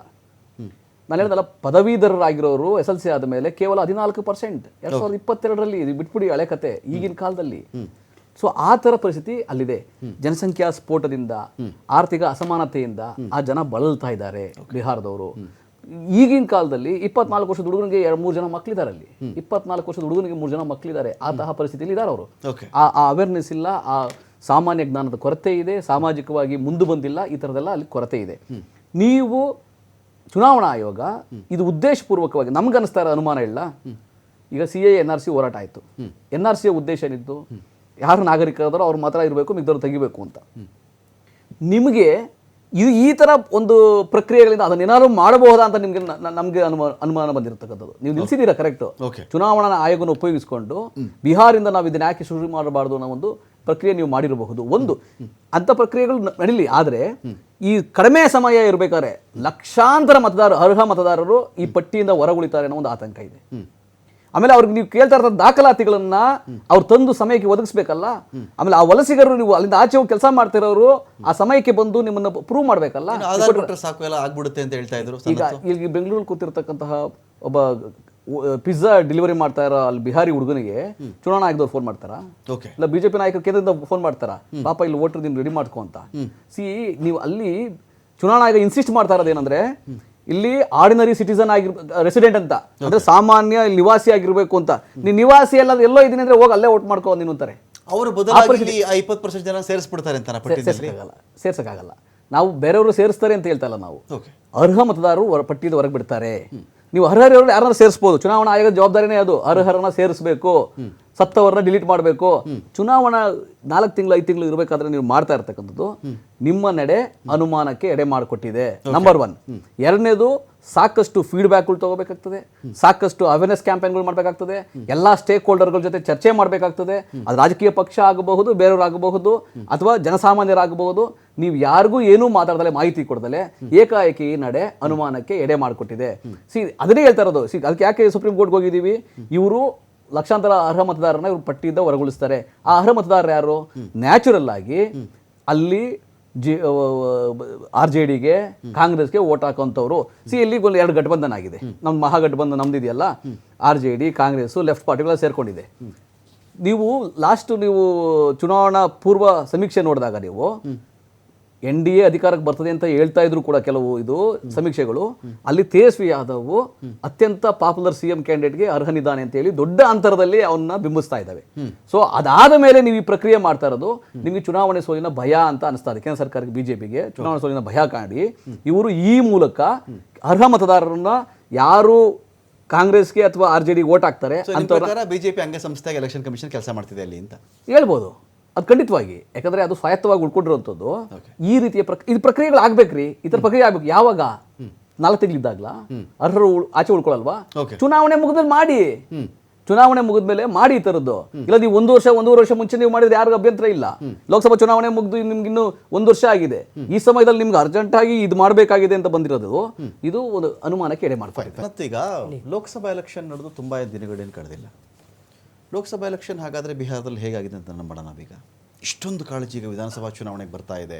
ಈಗ 1 ವರ್ಷ ಹಿಂದೆ ಏನೋ ಮಾಡಿದ್ದಾರೆ, ಮತ್ತಿನ್ನು 6 ತಿಂಗಳಲ್ಲಿ ಇನ್ನೇನು ಆಗಬೇಕು, 18 ದಿನ ಇನ್ನೇನು ಆಗಬೇಕು ಅನ್ನೋರು. ಲೋಕಸಭಾ ಎಲೆಕ್ಷನ್ನ ಮತದಾರರ ಪಟ್ಟಿ ಕಥೆ ಏನಾಗಿದೆ ಹಾಗಾದರೆ? ಇಲ್ಲ, ಇಲ್ಲಿ ಲೋಕಸಭಾ ಎಲೆಕ್ಷನ್ ಸಮಗ್ರ ಪರಿಷ್ಕರಣೆ ಅನ್ನೋದು ಲೋಕಸಭಾ ಎಲೆಕ್ಷನ್ಗೆ ಮಾಡ್ಬೋದಾಗಿತ್ತಲ್ಲ. ತಾತನ ಕಾಲದಲ್ಲಿ ಮಾಡಿದ್ದಪ್ಪ, ಅವತ್ತಿಗೆ ಇವತ್ತು ಮೊಬೈಲ್ ಇದೆ, ಆಧಾರ್ ಇದೆ, ಆ್ಯಪ್ ಇದೆ, ಎಲೆಕ್ಷನ್ ಕಮಿಷನ್ ಸುಮ್ಮನೆ ಬಟನ್ ಒತ್ತುಬಿಟ್ರೆ ಆಗ್ಬಿಡುತ್ತೆ ಅನ್ನೋದನ್ನ ಲೋಕಸಭೆಗೆ ಮಾಡ್ಬೋದಾಗಿತ್ತಲ್ಲ.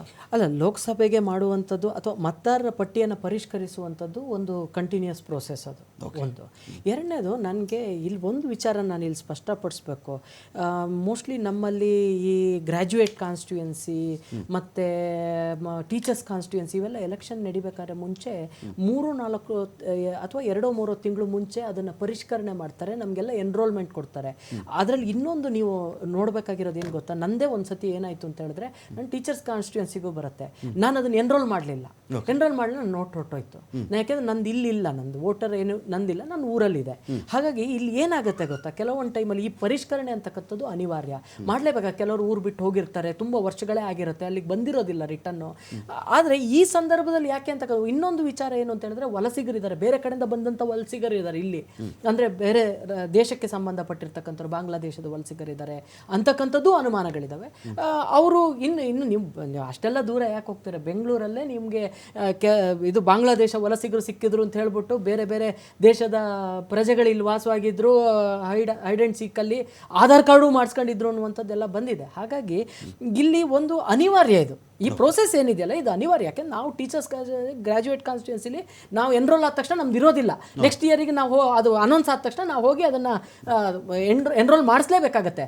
ಮಾಡಿಸ್ಲಿಲ್ಲ ಅಂತ ಹೇಳಿದ್ರೆ ಅವ್ರು ಕೊಟ್ಟಿರೋ ಡೆಡ್ ಲೈನ್ ಒಳಗೆ 20% ಜನ ನಮ್ದು ಹೊರಟೋಗುತ್ತೆ. 20% ಜನದ ಕತೆ ಏನು ಮಾಡಬೇಕು ಅಂತ ಅಲ್ಲ, 20% ಅಲ್ಲ, ಅವರು ಈಗ ಒಂದು if it is possible they can do it online, ಒಂದು. ಎರಡನೇದು, ಇನ್ನೊಂದು, ಅವ್ರಿಗೆ ಹೋಗಿ ಅಲ್ಲಿ ಪರಿಷ್ಕರಣೆ ಮಾಡ್ಬೋದು ಅಂತ ಹೇಳಿದ್ರೆ ಮಾಡ್ಬೋದು. ಇನ್ನೊಂದು, ಅವರೇ ಸಲ್ಲಿಸಬೇಕು, ಅವರೇ ಹೋಗ್ಬೇಕು, ಅವ್ರು ಬೆರಳೆತ್ತು ತಗೊಂತಾರೆ ಅಂತ ಎಲ್ಲೂ ಇಲ್ಲ. ಅವರ ದಾಖಲಾತಿಗಳನ್ನ ಬೇರೆಯವರು ಅವ್ರ ಮನೇಲಿ ಇರ್ತಕ್ಕಂಥವ್ರು ಪ್ರೊಡ್ಯೂಸ್ ಮಾಡ್ಬೋದು ಅಲ್ವಾ. ಅವರೇ ಹೋಗ್ಬೇಕು ಅನ್ನುವಂಥದ್ದಿಲ್ಲ. ವಲಸಿಗರು ಹೊರಗೆ ಬಂದಿದ್ದಾರೆ, ಅವರೇ ಹೋಗ್ಬೇಕು ಅನ್ನುವಂಥದ್ದು. ಎಲ್ಲ ರಾಜ್ಯಗಳಲ್ಲಿ 6 ತಿಂಗಳ ಮುಂಚೆ 4 ತಿಂಗಳ ಮುಂಚೆ ಇದು ಮಾಡಿದಾರಾ? ಅಲ್ಲ, ಈಗ ಮಾಡ್ತಾ ಇದ್ದಾರೆ. ಸರ್ವೆಗಳ ಆಧಾರದ ಮೇಲೆ ಏನೋ ಆತಂಕ ಬಂದು ಇನ್ನೇನೋ ಬಂದು ಇಂಥ ಕೆಲಸ ಆಗ್ತಿದೆ ಅಂತ ಹೇಳಿ ಆರೋಪ. ಆತಂಕ ಇರುವಂತದ್ದು ಅವರಿಗೆ. ಯಾಕೆಂತ ಹೇಳಿದ್ರೆ 70 ವರ್ಷ ಆಡಳಿತ ನಡೆಸಿದವರು ಇವತ್ತು ಯಾವ ಪರಿಸ್ಥಿತಿಲಿ ಇದ್ದಾರೆ ಅನ್ನೋದು ಇಡೀ ದೇಶ ನೋಡಿದೆ. ಹಾಗಾಗಿ ಇರೋತ್ತಿಗೆ ನಮಗೆ ಆತಂಕ ಇದೆ, ನಮಗೇನೋ ಆಗ್ಬಿಡುತ್ತೆ ಅನ್ನುವಂಥದ್ದು ಇಲ್ಲ ನಮಗೆ. ಆದ್ರೆ ಒಂದು ಅವರಿಗಿರುವಂತ ಅಬದ್ಧತೆನೇ ಇಷ್ಟೆಲ್ಲ ಅವಾಂತರಗಳು ಮಾಡ್ತಾ ಇರುವಂತದ್ದು. ಅವ್ರೇನು ಚುನಾವಣಾ ಆಯೋಗ ನೀವೇ ಬಂದು ಪರ್ಸನಲ್ ಆಗಿ ಕೊಡಿ ಅಂತ ಎಲ್ಲರೂ ಕೇಳಿದ? ಇಲ್ಲ. ಅವರು 20% ಏನು ಹೊರಗೆ ಹೋಗಿದ್ದಾರೆ, ಅವ್ರು ಮನೇಲಿ ಇದ್ದವರು ಅವ್ರು ಇದ್ದಾರೆ ಅಂತ. ಅದು ಇನ್ನೊಂದು, ಸರ್ವೆಗಳನ್ನು ಮಾಡಿದಂಥ ಸಂದರ್ಭದಲ್ಲೂ ಸಮೇತ ಮನೇಲಿ ಇನ್ಯಾರಿದ್ದಾರೆ ಅನ್ನುವಂಥದ್ದನ್ನ. ಆಮೇಲೆ ಇನ್ನೊಂದು ಜಾತಿ ಗಣಿತನೂ ಬರ್ತಾ ಇದೆ. ಆ ಬಂದಿರುವಂಥ ಸಂದರ್ಭದಲ್ಲಿ ಇವ್ರು ಎಲ್ಲರೂ ಹೊರಗಡೆ ಹೋಗಿದ್ರು, ಅದು ಸಮೇತ ಇನ್ಕ್ಲೂಡ್ ಆಗುತ್ತೆ. ಯಾಕಂದ್ರೆ ನಮ್ಗೆ ಇವತ್ತಿರುವಂಥ ಡಾಟಾಬೇಸು 2011ರಲ್ಲಿ ಆಗಿರ್ತಕ್ಕಂಥ ಡಾಟಾಬೇಸು. ಅದಾದ ನಂತರದಲ್ಲಿ ಎಷ್ಟೆಲ್ಲ ಚೇಂಜಸ್ ಆಗಿದೆ ಅಂತಕ್ಕಂಥದ್ದು ಲೋಕಸಭೆಗೆ ಯಾವುದು ಮ್ಯಾಟರ್ ಆಗಲಿಲ್ಲ. ಹಂಗಾದ್ರೆ ಅಲ್ಲ, ಲೋಕಸಭೆಗೆ ಮ್ಯಾಟರ್ ಆಗಿಲ್ಲ, ಮ್ಯಾಟರ್ ಆಗುತ್ತೆ ಅನ್ನುವಂಥದ್ದು ಇಲ್ಲಿ ನೋಡಿ. ಒಂದು, ಇದು ರಾಜಕೀಯ ಪಕ್ಷಕ್ಕೆ ಸಂಬಂಧಪಟ್ಟಿದ್ದರೆ ಚುನಾವಣಾ ಆಯೋಗಕ್ಕೆ ಇಲ್ಲ ಹಾಕ್ತಿರ್ಲಿಲ್ಲ, ಯಾರು ಆಗ್ತಿರ್ಲಿಲ್ಲ. ಈಗಲೂ ಸಮೇತ ಅವ್ರು ಅಡ್ಗಲ್ ಹಾಕ್ತಿದಾರಲ್ಲ. ಈಗ ಅಭದ್ರತೆ ಇರ್ತಕ್ಕಂಥದ್ದು ಅವರಿಗೆ ಆಗಬೇಕು. ಮಾಡಬೇಡಿ ಅಂತ ಅವ್ರು ಹೇಳ್ತಿಲ್ಲ. 4-5 ತಿಂಗಳು ಮುಂಚೆ ಇದ್ಕೊಂಡು ನೀವು ಇದನ್ನ ಏನು ಮಾಡ್ತಾ ಇದ್ದೀರಿ? 18 ದಿನದಲ್ಲಿ ಎಲ್ಲ ಬಂದ್ಬಿಡ್ಬೇಕು, ಮಾಡಿಸ್ಬಿಡಿ ಅಂದಾಗ ಅಷ್ಟು ಅನೇಕ ಬಿಟ್ಟು ಹೋಗ್ಬಿಡುತ್ತೆ. ಚುನಾವಣಾ ಆಯೋಗವನ್ನೇ ನಂಬೋದಿಲ್ಲ, ಆ ಚುನಾವಣಾ ಆಯೋಗನೇ ನಂಬೋದಿಲ್ಲ. ಹಂಗಿದ್ದವ್ರು ಅವ್ರು ಇನ್ನೇನ್ ಮಾಡ್ತಾರೆ? ಅವ್ರು ಏನು ಅವ್ರಿಗೆ ಮಾಡ್ಕೊಂತ ಹೋಗ್ಬೇಕು. ಬಸ್ಸು ಟ್ರೈನ್ ಯಾರು ವ್ಯವಸ್ಥೆ ಮಾಡ್ತಾ ಇದ್ದೀರಿ? 20% ಜನಕ್ಕೆ ಹೇಳಿದ್ನಲ್ಲ, ಈಗ ಎಲ್ಲಿಂದ ಅಲ್ಲಿಂದಾನೆ ಮಾಡಬಹುದು. ಫ್ಯಾಮಿಲಿ ಯಾರೊಬ್ರು ಮೆಂಬರ್ ಇದ್ರೆ ಎಲ್ಲರೂ ಹೆಸರು ಕೊಡ್ಬೋದು ಅವ್ರದ್ದು. ಜಾತಿದು ನಡೆದು ಹೋಗ್ತಾ ಇದೆ, ಒಟ್ಟೊಟ್ಟಿಗೆ ಆಗ್ಬಿಡ್ತಾ ಇದೆ ಕೆಲಸಗಳು. ಈಗ ಇವರ ಉದ್ದೇಶ, ಚುನಾವಣಾ ಆಯೋಗದ ಉದ್ದೇಶ ಪರಿಷ್ಕರಣೆ ಮಾತ್ರ ಆಗಿದ್ರೆ ಲೋಕಸಭಾ ಚುನಾವಣೆಗೆ ಮುಂಚೆನೂ ಮಾಡ್ಬೋದಿತ್ತು. ಲೋಕಸಭಾ ಚುನಾವಣೆ ಮುಗಿದು 14-15 ತಿಂಗಳಾಯ್ತಲ್ಲ, ಆಗಿಂದನೇ ಶುರು ಮಾಡ್ಬೋದಿತ್ತು. ಇವರ ಉದ್ದೇಶ 4 ತಿಂಗಳು ಮುಂಚೆ, ಚುನಾವಣೆಗೆ 4 ತಿಂಗಳು ಮುಂಚೆ ಮಾಡ್ತಾ ಇದ್ದಾರೆ ಅಂದರೆ ಲಕ್ಷಾಂತರ ಅರ್ಹ ಮತದಾರರನ್ನ ಪಟ್ಟಿಯಿಂದ ಬಿಡಬೇಕು, ಇವರ ಉದ್ದೇಶ ಇದೆ. ಎರಡನೇ ಉದ್ದೇಶ, ಹಿಂಬಾಗಿಲಿಂದ NRCಯನ್ನು ಇಂಪ್ಲಿಮೆಂಟ್ ಮಾಡಬೇಕು. ಇವರ ಉದ್ದೇಶ ಕೇಂದ್ರ ಸರ್ಕಾರಕ್ಕೆ ಮುಖಭಂಗ ಆಗಬಾರ್ದು, ಮೋದಿಗೆ ಮುಖಭಂಗ ಆಗಬಾರ್ದು, ವಿಶ್ವಗುರುಗೆ ಚುನಾವಣೆಯಲ್ಲಿ ಸೋಲು ಬರುತ್ತೆ, ನಿತೀಶ್ ಕುಮಾರ್ ಈ ಬಾರಿ ಸೋಲ್ತಾರೆ, ತೇಜಸ್ವಿ ಯಾದವ್ ಕಾಂಗ್ರೆಸ್ ಮತ್ತು RJD ಘಟಬಂಧನ ಗೆಲ್ಲುತ್ತೆ ಅನ್ನೋ ಒಂದು ಸೂಚನೆ ಇವರು ಸಿಕ್ಕಿದೆ. ಸೊ ಅವೆಲ್ಲವನ್ನ ತಡಿಲಿಕ್ಕೆ ಏನು ಮಾಡ್ಬೋದು? ಕಾಂಗ್ರೆಸ್ ಪರವಾದಂಥ ಮತದಾರರು ಯಾರಿದ್ದಾರೆ, ಅಲ್ಪಸಂಖ್ಯಾತರು, ಹಿಂದುಳಿದವರು, SC ST ಬುಡಕಟ್ಟು ಜನಾಂಗ, ಇವರೆಲ್ಲ ಮತದಾರ ಪಟ್ಟಿಯಿಂದ ಆಚೆ ಇರಬೇಕು ಅನ್ನೋ ಒಂದು ದೊಡ್ಡ ಸಂಚು ಇದರೊಳಗೆ. ನೀವು ಸ್ಟ್ರಾಂಗ್ ಇರೋ ಪಾಕೆಟ್ಗಳನ್ನ ಡಿಲೀಷನ್ ಮಾಡ್ಕೊಂಡು ಬರಬೇಕು ಅಂತ ಇವ್ರ ಉದ್ದೇಶ. ಈಗ ಚುನಾವಣೆಗೆ ತುಂಬಾ ಚೆನ್ನಾಗಿ ಗೊತ್ತಿದೆ ಇಲ್ಲಿ ಎಲ್ಲಿ ಕಾಂಗ್ರೆಸ್ ಓಟ್ ಬೀಳುತ್ತೆ, ಇಲ್ಲಿ ತೇಜಸ್ವಿಗೆ ಓಟ್ ಬೀಳುತ್ತೆ, ನಿತೀಶ್ಗೆ ಓಟ್ ಬೀಳುತ್ತೆ, ಇವ್ರಿಗೆ ಗೊತ್ತಿದೆ. ಓಕೆ. ಅಂದ್ರೆ ಹಿಂದುಳಿದ ವರ್ಗಗಳು, ಬಡವರು, ಮುಸ್ಲಿಮರು ಅಂತ ಇದ್ರೆ ಅದು ಫಿಕ್ಸು ಕಾಂಗ್ರೆಸ್ಗೆ ಅವ್ರು ಹಾಕುವಂತ ಓಟು ಅಂತನಾ? ನಮ್ಗೆ ಹಂಗ ಅನ್ಸುತ್ತೆ. ಓಕೆ. ಆದ್ರೆ ಪರವಾಗಿಲ್ಲ, ಯಾರಿಗಾರ ಹಾಕ್ಲಿ, ಅವ್ರು ಯಾರಿಗಾದ್ರೂ ಹಾಕ್ಲಿ, ಆದ್ರೆ ಒಬ್ಬ ಅರ್ಹ ಮತದಾರ, ಭಾರತೀಯ ನಾಗರಿಕ ಯಾವತ್ತೂ ತನ್ನ ಮತದಾನದ ಪಟ್ಟಿಯಿಂದ ಹೊರಗುಳಿಯಬಾರದು. ಅದರ ಹೊಣೆಗಾರಿಕೆ ಚುನಾವಣಾ ಆಯೋಗ. ಒಂದೇ ಒಂದು ಎಲೆಕ್ಷನ್ ಪ್ರೂವ್ ಮಾಡ್ಬೇಕಲ್ಲ ಗೌಡ್ರೆ ನೀವು ಈಗ ಮಾತು ಪುಷ್ಟೀಕರಿಸೋ ರೀತಿಯಲ್ಲಿ. ಸ್ವಾಮಿ, ಇಂಥ ಸ್ಟೇಟಲ್ಲಿ, ಮಹಾರಾಷ್ಟ್ರದಲ್ಲಿ, ತಮಿಳುನಾಡಲ್ಲಿ, ಕರ್ನಾಟಕದಲ್ಲಿ, ಇಂಥ ಊರಲ್ಲಿ, ಪಂಜಾಬಲ್ಲಿ, ಡೆಲ್ಲಿಯಲ್ಲಿ ಇಂಥ ಘಟನೆ ನಡೆದಿತ್ತು. ಈಗ ಹಾಗಾಗಿ ನಾನು ಅದನ್ನು ಫೈಟ್ ಮಾಡಿದ್ದೀನಿ, ಚುನಾವಣಾ ಆಯೋಗವನ್ನು ನಾನು ದೇಶದ ಮುಂದೆ ನಿಲ್ಲಿಸಿದ್ದೀನಿ. ನಾನು ನೋಡಿ, ಈಗ ಬರಬೇಕಿತ್ತಲ್ಲ ನಿಮ್ಗೆ ಅದು? ನಾವು ಆಚೆ ಕಡೆ ಬೇಡ, ಕರ್ನಾಟಕದಲ್ಲೇ ಮಹದೇವಪುರ ವಿಧಾನಸಭಾ ಕ್ಷೇತ್ರದಲ್ಲಿ ಇದ್ದಕ್ಕಿದ್ದಂಗೆ ರಾತ್ರೋರಾತ್ರಿ 20-25 ಸಾವಿರ ಮತದಾರರು ಜಾಸ್ತಿ ಸೇರ್ಬಿಡ್ತಾರೆ. ಆಮೇಲೆ ಅಲ್ಲಿರ್ತಕ್ಕಂತಹ ಯಾರು ಸ್ಲಮ್ಗಳಲ್ಲಿ ಇರ್ತಾರೆ, ತುಂಬ ಬಡವರು ಇರ್ತಾರೆ, ಹಿಂದುಳಿದ ವರ್ಗದವರು ಇರ್ತಾರೆ, ಅಲ್ಪಸಂಖ್ಯಾತರು ಇರ್ತಾರೆ, ಅವ್ರ ಮತದಾರರು ಸುಮಾರು 6-7 ಸಾವಿರ ಮತದಾರಗಳು ಲಿಸ್ಟ್ ಡಿಲೀಟ್ ಆಗ್ಬಿಡ್ತದೆ. ಅದು ನಾವು ಚುನಾವಣಾ ಆಯೋಗಕ್ಕೆ ವಿತ್ ದಾಖಲಾತಿ ತೆಗೆದುಕೊಂಡು ಹೋಗಿ ಕಂಪ್ಲೇಂಟನ್ನು ಮಾಡಿದ್ದೀವಿ. ಆದರೂ ಅದೇನಾಗುತ್ತೆ ಅಂದರೆ, ಈ ಥರ ಪ್ರಕ್ರಿಯೆ ಎಲ್ಲ ಕಡೆ ಮಾಡ್ತಾ ಇದ್ದಾರೆ. ಎಲ್ಲಿ BJP ಸ್ಟ್ರಾಂಗ್ ಇದೆ ಕೇಂದ್ರದಲ್ಲಿ, ಸೊ ಅವರು ಅದನ್ನು ದುರುಪಯೋಗ ಮಾಡಿಕೊಂಡು ತಾವಿರ್ತಕ್ಕಂಥ ಅಧಿಕಾರ ಇರ್ತಕ್ಕಂಥ ಸರ್ಕಾರಗಳೆಲ್ಲಿದ್ದಾವೆ ಆ ಪ್ರಯತ್ನಗಳನ್ನ ಮಾಡ್ತಾ ಇದೆ. ಇದು ಕಣ್ಣಿಗೆ ಕಾಣುವಂಥದ್ದು, ಇದು ವಿಸಿಬಲ್ ಫ್ರಾಡ್. ಏನು BJP ಮಾಡ್ತಾ ಇರ್ತಕ್ಕಂಥದ್ದು, ಕೇಂದ್ರ ಸರ್ಕಾರ ಮಾಡ್ತಾ ವಿಸಿಬಲಿ ಫ್ರಾಡ್ ಇದೆ ಇದು. ಸೊ ಇದನ್ನ ನಾವು ಎಲ್ಲಾ ಕಡೆ ಪ್ರಶ್ನೆ ಮಾಡ್ತಾ ಇದೀವಿ. ಅಲ್ಲೇನಾಗುತ್ತೆ ಅಂದ್ರೆ, ತಾಂತ್ರಿಕ ದೋಷಗಳಿಂದ ಡಿಲೀಟ್ ಆಯ್ತು, ತಾಂತ್ರಿಕ ದೋಷಗಳಿಂದ ಅದು ಸೇರಿಲ್ಲ, ಅವ್ರು ಬಂದು ಸಮಯಕ್ಕೆ ಸರಿಯಾಗಿ ಬಂದವರು ತಾವು ಪರಿಷ್ಕರಣೆಯಲ್ಲಿ ಭಾಗಿಯಾಗಿಲ್ಲ ಅಂತ ಚುನಾವಣಾ ಆಯೋಗ ಹೇಳ್ಬಿಡುತ್ತೆ. ಓಕೆ. ಆದರೆ ಅವ್ರ ಉದ್ದೇಶ ಇತ್ತಲ್ಲ, ಆ ಉದ್ದೇಶ ಅವ್ರನ್ನ ಹೊರಗುಳಿಸ್ಬೇಕು, ಮತದಾನ ಮಾಡಬಾರ್ದು. ಸೊ ಆ ನಿಟ್ಟಿನಲ್ಲಿ ಚುನಾವಣಾ ಆಯೋಗ ಕೆಲಸ ಮಾಡ್ತಾ ಇದೆ. ಇದು ದುರಂತ. ಹೋರಾಟ ಮಾಡ್ತೀವಿ ನಾವು, ಸಾರ್ವಜನಿಕವಾಗಿ ಹೋರಾಟ ಮಾಡ್ತೀವಿ, ಅವೇರ್ನೆಸ್ ಮೂಡ್ಲಿಕ್ಕೆ ಪ್ರಯತ್ನ ಮಾಡ್ತೀವಿ, ಸುಪ್ರೀಂ ಕೋರ್ಟ್ಗೂ ಹೋಗಿದೀವಿ. ಈಗ ಈ ಸುಪ್ರೀಂ ಕೋರ್ಟ್ಗೆ ಹೋಗಿರೋದು ಯಾಕೆ? ಸುಪ್ರೀಂ ಕೋರ್ಟ್ಗೆ ಹೋಗಿರೋದು ಇಲ್ಲಿ ಒಂದು ತಪ್ಪು ನಡೀತಾ ಇದೆ. ಚುನಾವಣಾ ಆಯೋಗ ಪಕ್ಷಪಾತ ಮಾಡ್ತಾ ಇದೆ, ಅದು ನಿಷ್ಪಕ್ಷಪಾತ ಕೆಲಸ ಮಾಡ್ತಾ ಇಲ್ಲ, ಪಾರದರ್ಶಕವಾಗಿಲ್ಲ, ಅದು ಸಂಚಿದೆ, ಅದು BJP ಸಂಚಿನ ಭಾಗವಾಗಿ ಕೆಲಸ ಮಾಡ್ತಾ ಇದೆ ಅಂತ ನಮ್ಗೆ ಅನ್ಸಿದೆ. ಅದಕ್ಕೆ ADR ಆಗ್ಬೋದು, ನಮ್ಮ RJD ಆಗ್ಬೋದು, ಕಾಂಗ್ರೆಸ್ ಸುಪ್ರೀಂ ಕೋರ್ಟ್ಗೆ ಹೋಗಿದೆ. ಜುಲೈ 10ನೇ ತಾರೀಕು ಬರುತ್ತೆ, ಹಿಯರಿಂಗ್ ಬರುತ್ತೆ. ನನ್ನ ಪ್ರಕಾರ ಏನಂದ್ರೆ, ಇದು ತಪ್ಪು ಕೆಲಸ BJP ಮಾಡ್ತಾ ಇದೆ, ಕೇಂದ್ರ ಸರ್ಕಾರ ಮಾಡ್ತಾ ಇದೆ, ಚುನಾವಣಾ ಆಯೋಗ ಮಾಡ್ತಾ ಇದೆ. ಚುನಾವಣೆ ಮುಗಿದ ಮೇಲೆ ಈ ಪರಿಷ್ಕರಣೆ ಮಾಡ್ಲಿ, ಇಡೀ ದೇಶಕ್ಕೆ ಪರಿಷ್ಕರಣೆ ಮಾಡ್ಲಿ, ಯಾರ್ದೇನು ಅಭ್ಯಂತರ ಇಲ್ಲ. ಚುನಾವಣಾ ಯಾರು ಹೊಸ ವೋಟರ್ಸ್ ಇದ್ದಾರೆ ಅದಕ್ಕೆ ಸೇರ್ಬೇಕು, ಸತ್ತಂತವ್ರನ್ನ ಅಥವಾ ಆಚೆ ಇರೋರನ್ನ ಡಿಲೀಟ್ ಮಾಡಬೇಕು, ಇದು ಸರ್ವೇ ಸಾಮಾನ್ಯ. ಆದರೆ ಚುನಾವಣೆನ ದೃಷ್ಟಿಲಿ ಇಟ್ಕೊಂಡು ಚುನಾವಣೆಗೆ ಯಾವುದೋ ಪಕ್ಷಕ್ಕೆ ಅನುಕೂಲ ಮಾಡ್ಕೊಡೋಕೋಸ್ಕರ, ಚುನಾವಣೆಗೋಸ್ಕರ ಮತದಾರರ ಪಟ್ಟಿ ಬೇಕು, ಚುನಾವಣೆ ಆದ್ಮೇಲೆ ಮಾಡಿ ಅಂದ್ರೆ ಅದು ಯಾವ ಲೆಕ್ಕದಲ್ಲಿ? ಇದು ನಾನೇನಲ್ಲ, ಇದು 1 ವರ್ಷದಿಂದ ಯಾಕೆ ಮಾಡಲಿಲ್ಲ? ಓಕೆ. 3 ವರ್ಷದಿಂದ ಯಾಕೆ ಮಾಡಲಿಲ್ಲ? ಲೋಕಸಭಾ ಚುನಾವಣೆ ಮುಂಚೆ ಯಾಕೆ ಮಾಡಲಿಲ್ಲ? ಇದೆ. ಇವತ್ತು ಯಾರು ವಲಸಿಗರ ಆಚೆ ಹೋಗಿರೋರನ್ನ ಕರ್ಕೊಂಡ್ಬಂದು ಅದನ್ನು ಪರಿಷ್ಕರಣೆಗೆ ಒಳಪಡಿಸೋರು ಯಾರು? ಚುನಾವಣಾ ಆಯೋಗ ಮಾಡುತ್ತಾ? ಅವೇರ್ನೆಸ್ ಮೂಡಿಸಿದ್ಯಾ? ಅದು ಕ್ಯಾಂಪೇನ್ ಮಾಡಿದ್ಯಾ? 25 ದಿನ ಸಮಯ ಕಾಲಾವಕಾಶ ಕೊಟ್ಬಿಟ್ಟು 3 ಲಕ್ಷ ಮತದಾರರು ಅರ್ಹರು ಅನರ್ಹರು ಅಂತ ನೀವು ತೀರ್ಮಾನ ಮಾಡ್ತೀರಾ, ಪರಿಷ್ಕರಣೆ ಮಾಡ್ತೀರಾ ಅಂದ್ರೆ ಇದು ಬಹಳ ದೊಡ್ಡ ಲೋಪ ಇದೆ. ಥ್ಯಾಂಕ್ ಯು ನಟರಾಜ್ ಗೌಡ್ರೆ, ಥ್ಯಾಂಕ್ ಯು ಸನತ್. ಸಾಕಷ್ಟು ವಿಷಯಗಳ ಬಗ್ಗೆ ಇಬ್ಬರು ಕೂಡ ಮಾತಾಡಿದ್ದೀರಿ.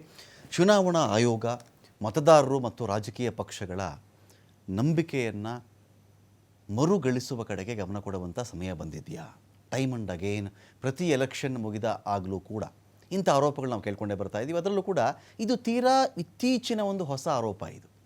ಇದೊಂಥರ ಹೊಸ ಆರೋಪ, ಇದು ನವನವೀನ ಆರೋಪ. ಇದು ಏನಂದರೆ, ಎಲೆಕ್ಷನ್ ತೀರಾ ಹತ್ತಿರದಲ್ಲಿದ್ದಾಗ ಈಗ ನೀವು ಮತಪಟ್ಟಿ ಪರಿಷ್ಕರಣೆ ಮಾಡ್ತಕ್ಕಂಥ ಅವಶ್ಯಕತೆ ಏನಿತ್ತು? ಮತದಾರ ಪಟ್ಟಿಯದ್ದು ಇದು ನಮಗೆ ಅನುಮಾನಗಳಿದೆ, ಮೊದಲೇ ಮಾಡಬೇಕಾಗಿತ್ತು.